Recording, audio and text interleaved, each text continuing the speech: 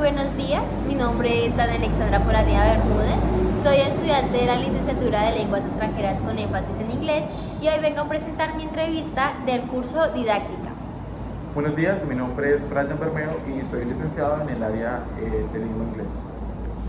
Licenciado, ¿qué propósito debe tener un docente educador siempre en su clase?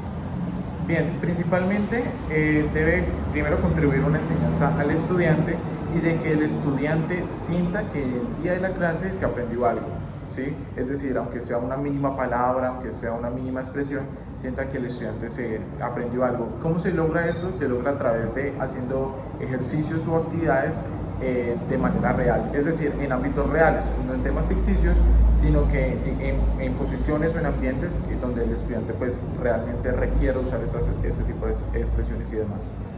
Okay. ¿Cómo debe comportarse un docente con sus alumnos? Bien, obviamente debe existir una estrecha relación entre docente y estudiantes, sin embargo, aunque se requiere, dígase, cierta amistad entre esos dos, debe marcar una seria notoriedad en un tema de autoridad. El docente siempre debe marcar un tema de autoridad, es decir, tener una buena relación con los chicos, ¿sí? Genera un término de confianza y así más. Ellos pues tienen una disponibilidad en aprender mucho más, hacer más preguntas, ser más confiados en participación y demás. Sin embargo, debe brindar siempre una línea limitante para que se marque un tema de autoridad. ¿Cree usted necesaria la paciencia como el método de enseñanza o la cualidad moral del educador? Claro, más que paciencia, diría vocación. El tema de paciencia es como, la paciencia se acaba, pero el tema de la vocación, el tema que usted requiere o necesita de pronto para enseñar, va por encima de la paciencia. En algunos casos de lógica se maneja un ambiente muy pesado en algunos salones y demás, que sí requiere como ese tema de paciencia, pero con el tema de la vocación, pues realmente si a usted le gusta, le interesa, lo puede desarrollar sin necesidad de que haya un punto de quiebre que lo preocupe a usted, que vaya a afectar la relación con sus estudiantes. ¿Cómo planea su merced la clase? Bien, nosotros tenemos unos planeadores, básicamente son como por semana, en las cuales nos especifican cuáles son los temas que se deben enseñar por día dentro de esa semana. En ese estricto sentido, yo intento tomar algunos recursos, ya sean audiovisuales o digitales, ¿sí? O impresos, para que los chicos lo puedan realizar.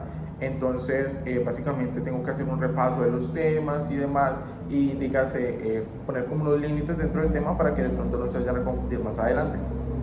¿Y qué pasos realiza usted para dictar una buena clase? En ese sentido, en el área inglés me gustaría dividirla en tres partes. La primera es la parte inicial, en la cual se intente recordar, el propósito de recordar lo que se dio en la clase anterior, a través de alguna actividad, ya sea una actividad súper fácil, dígase 15, 30 minutos, me parece que están bien, para que recuerden los temas vistos y no se den como por enterado el tema. Lo segundo es la parte del tema, ya dígase que sería la mitad de la clase, que es como la parte más pesada, puesto que se tiene que especificar temas técnicos, gramaticales y demás. Y ya por último, pondríamos en práctica aquello que en la parte de la mitad de la clase enseñamos. ¿Considera usted que el saludo es una fuente para crear fuentes de confianza, relaciones de confianza entre los estudiantes?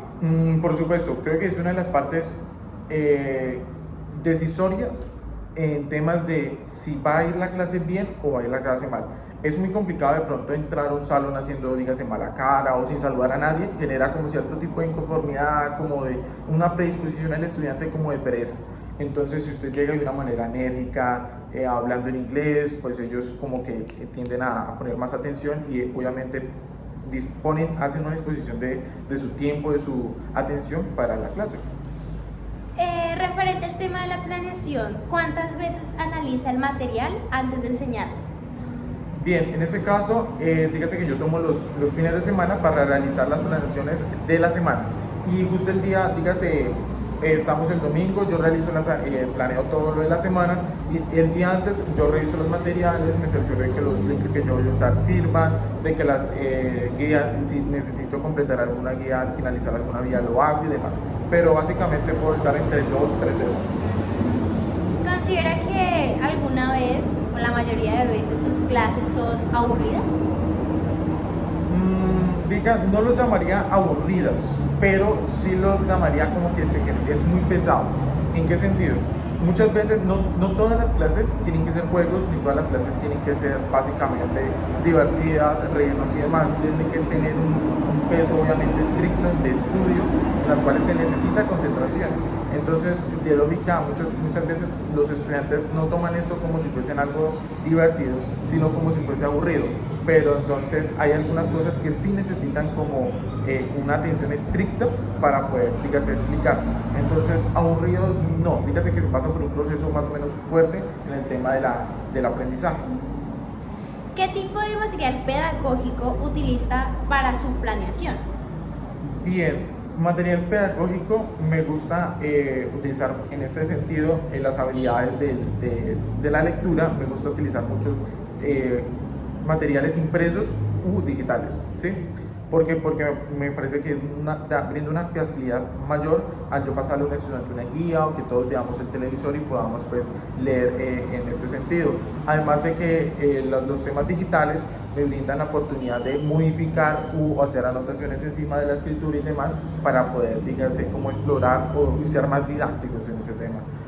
Por supuesto, también me gustaría recalcar las partes audiovisuales. Es necesario algunos listenings o demás que se necesitan, obviamente, un televisor o algo parecido para que ellos puedan hacer esas actividades. Okay.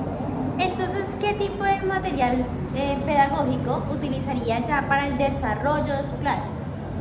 Para el desarrollo de la clase, pues entre el material pedagógico podemos tomar el tema de los impresos, cuando son estrictamente evaluaciones por escritura, o temas digitales. En esos temas, por ejemplo, puedo traer recursos audiovisuales o simplemente de audio para las prácticas de los chicos.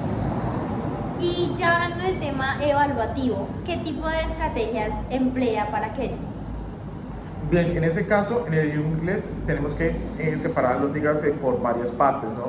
La escucha, el habla, la lectura y demás. Entonces, en ese sentido, me parece que es importante recalcar que, aunque todas son importantes, unas deben tener más pesos que la otra. Si el tema del hablar me parece más importante, entonces tendrá un peso porcentual mayor frente a las otras habilidades. No significa que sean peores ni nada, son importantes, pero pues me parece que tiene que destacarse eso.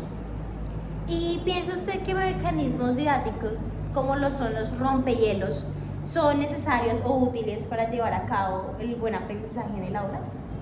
Por supuesto, además de que agregando ese apartado, me parece que esos rompehielos es muy bueno hacerlos cuando ustedes van a iniciar un nuevo curso, ¿sí?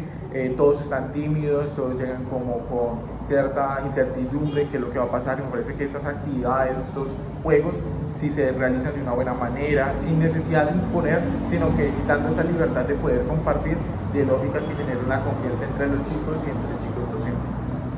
¿Qué importancia tiene para usted la didáctica en su clase para lograr el fin del conocimiento? Bueno, tiene una importancia bastante grande, es importante debido a que los chicos no simplemente deben aprender sentados, estando 1 hora y media, 1 hora sentados, leyendo, tomando, dígase, las directrices que usted da. Entonces es necesario generar como ciertos mecanismos en los que los chicos puedan sentirse como motivados y además de que tengan que moverse dentro del área, dentro del salón y demás, que genera, dígase, como una actividad mayor, y además pues se comprueba de que los chicos aprenden más fácil cuando se están moviendo. ¿Usa usted mecanismos didácticos?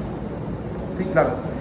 Por ejemplo, dependiendo ya el nivel, una de las actividades que yo hago es separar el grupo, darle como un rol específico a este grupo y darle otro rol, y de que haya como una competencia, pero sería una competencia sana referente al tema que estamos aprendiendo. Y por último, ¿considera usted que un docente en su área, hablando en el área de inglés, necesita o no necesita recursos didácticos? Entrar sin recursos didácticos a una clase, yo creo que es exponerse uno a de pronto hacer que los chicos tengan una predisposición o no se sientan tan confiados o seguros de su docente. Entonces, siento que es necesario, se requiere unos recursos didácticos para que los chicos como que tengan más atención. Y ojo, no solo funciona con los niños ni con los muchachos, también con los adultos, puesto que no todas las personas son aprendices visuales, ni aprendices auditivos, ni aprendices mecánicos. Simplemente entonces hay que explorar y hay que reconocer cuáles son las mecanismos en que los chicos aprenden. No simplemente chicos aprenden leyendo, unos que lean muy bien, otros escuchando, otros haciendo movimientos y demás. Pero entonces los recursos didácticos me amplían esa gama de posibilidades para poder descubrir cuáles son sus fortalezas y asimismo explorarlas y demás. Muchas gracias, licenciado. Eso, Alex.